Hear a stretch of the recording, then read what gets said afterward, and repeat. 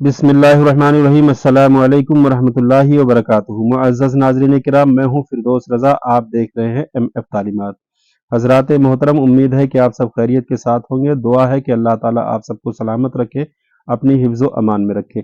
اس سے پہلے ویڈیو میں نے امامت کے تعلق سے اور جماعت کے تعلق سے کہ جماعت میں کس طرح سے شامل ہوا جائے، کیسے جماعت میں شامل ہو کر کے اپنی نماز کو پوری کیا جائے، یہ ساری باتیں اس ویڈیو میں نے اس سے پہلے آپ کے سامنے رکھنے کی کوشش کی تھی۔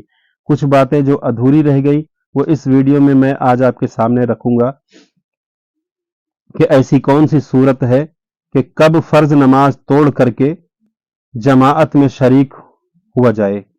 ایسی وہ کون سی صورت ہو سکتی ہے کہ اپنی نماز کو توڑ کر کے ہم جماعت میں شریک ہو جائیں۔ جانیں گے یہ ساری باتیں اس ویڈیو میں، آخر تک بنے رہیں۔ ویڈیو کو لائک کر دیں، چینل پر اگر پہلی بار آئے ہیں تو سبسکرائب ضرور کر دیں۔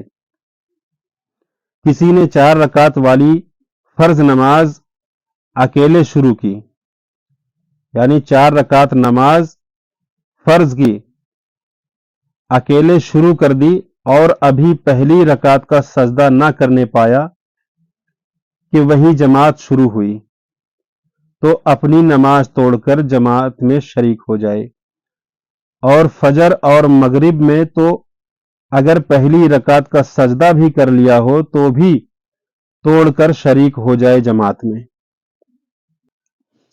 4 رکعت والی نماز میں اگر پہلی رکعت کا سجدہ کر لیا ہو تو نماز نہ توڑے، بلکہ 1 رکعت اور پڑھ کر 2 پر قاعدہ کر کے سلام پھیر دے کہ جماعت میں شامل ہو جائے۔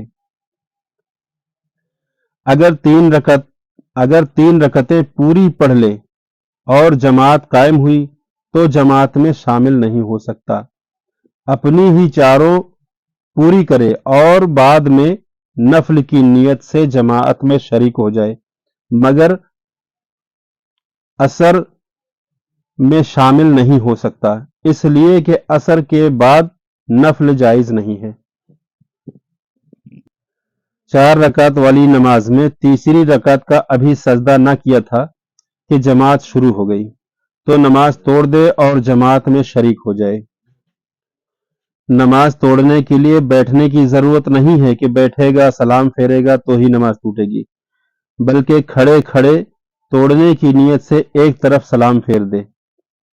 نفل یا سنت یا قضا شروع کی اور جماعت قائم ہوئی تو نماز نہ توڑے، پوری کر کے شامل ہو۔ البتہ اگر نفل 4 رکعت کی نیت سے شروع کی ہو تو 2 رکعت پر توڑ دے، تیسری اور چوتھی رکعت میں ہو تو پوری کرے۔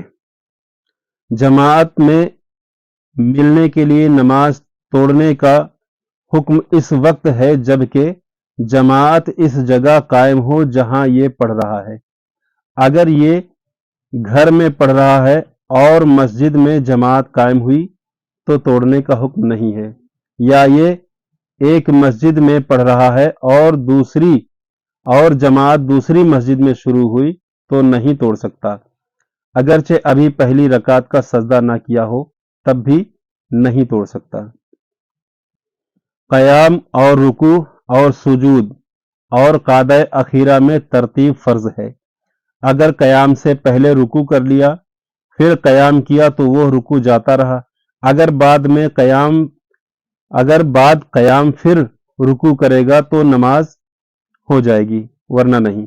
یوں ہی رکوع سے پہلے سجدہ کرنے کے بعد اگر رکوع پھر سجدہ کر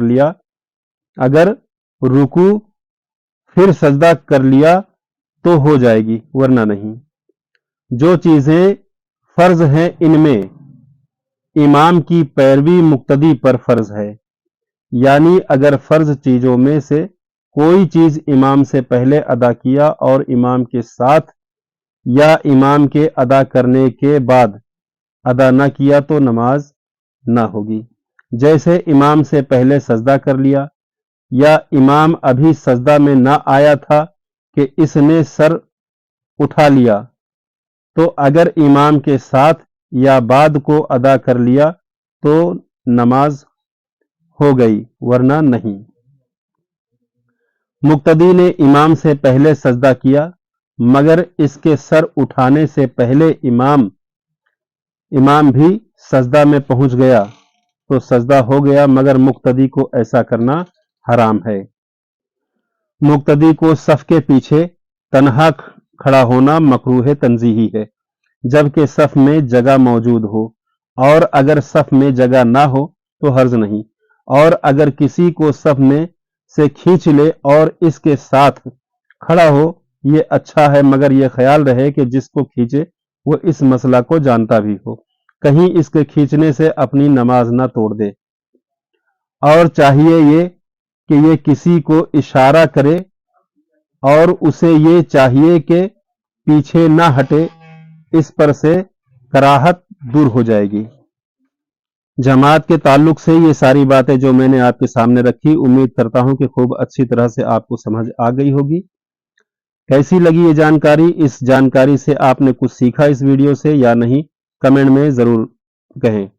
अगर इससे कुछ आपको सीख मिली हो तो सुभान अल्लाह माशाअल्लाह ज़रूर कहें। इस वीडियो को ज़्यादा से ज़्यादा लोगों में शेयर कर दें ताकि इस तरह की मसाइल की बातें लोगों तक आसानी के साथ पहुंचती रहे। कोई सवाल अगर मसाइल के ताल्लुक से, नमाज या जमात या रोज़ा, हज, ज़कात के ताल्लुक से कोई भी बातें आप पूछना चाहते हैं तो कमेंट में अपना सवाल रख सकते हैं।